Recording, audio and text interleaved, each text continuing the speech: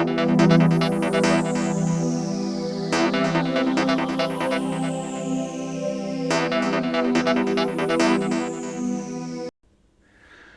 guys, welcome along to part 2 of Summer Shred 2021.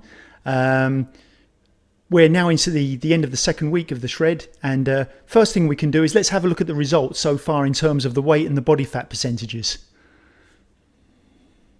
So we can see here guys, over the course of a week, body weight averaging 74.5 kilograms and body fat percentage hovering around 11.4, 11.5%. So the really important thing to bear in mind about this particular project, guys, is that it's a marathon rather than a sprint. You know, this is a 12-week project. We're at the end of week 2. So looking at the results there, it's very easy to get disheartened and think, okay, there's no weight coming off. The body fat percentage isn't declining significantly. Is it worth doing what I'm doing? Well, the thing is, I know from experience that I'm not going to see tangible results until about 3 or 4 weeks into the project, and the reason for that is that the first 2 weeks, 3 weeks is spent doing a recomp or a recomposition. So the total focus in the first 2 or 3 weeks isn't losing weight or body fat, it's instilling the habits that I need to establish in order to go right through the whole of the 12 weeks, and also readjusting my diet and my training to facilitate the end goal that I want to get to.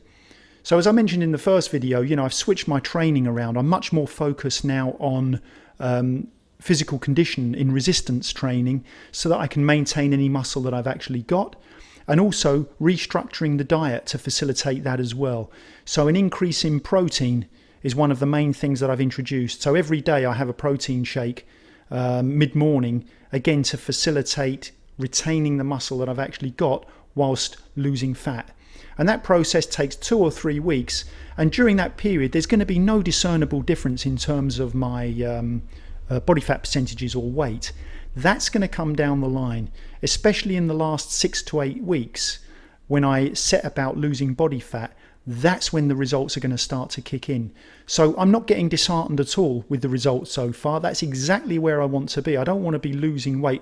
You know, the worst thing you want to do is go at it hell for leather in the first 1 or 2 weeks, cut all your calories down, lose a lot of weight, and peak too early, and find that you get yourself to a situation whereby you can't lose any more body fat because you've got no further you can go. You can't reduce your calories anymore. So it's a gradual, steady process. Don't get disheartened. The first 2 or 3 weeks is all about stabilization and instilling habits for sure. Okay guys, so one of the most important things I've done in the last couple of weeks is I've increased my resistance training, and I wanted to get my core work done because I want to keep a very lean midsection at the end of this shred and have the muscle definition underneath able to be seen through the body fat loss. So what I've introduced in the last couple of weeks are core ball exercises, one of the best ways to actually facilitate strengthening the core area. So let's have a look at some of the exercises that I've been doing. Guys, if you're going to use the Swiss ball for the first time, it's definitely recommendable to have somebody to work with you to spot you while you're actually working out, because there is a danger that you can fall off the ball and hit your head or whatever, and if you're not used to doing these kind of exercises, it can be quite challenging. So my tip, if you're going to use the Swiss ball to start off with, make sure that you partner up with somebody for sure.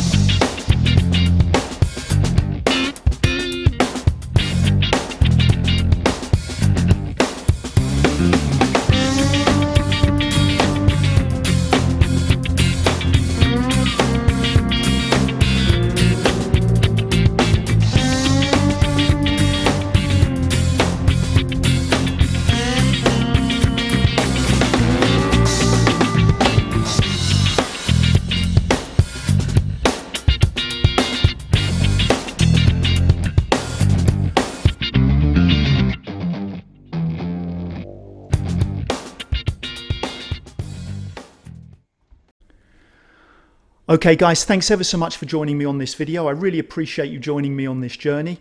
On next week's episode, episode 3, I'm going to be focusing a little bit more on my diet and what I'm eating during this whole process. So I'll look forward to seeing you on the next one. Take care now.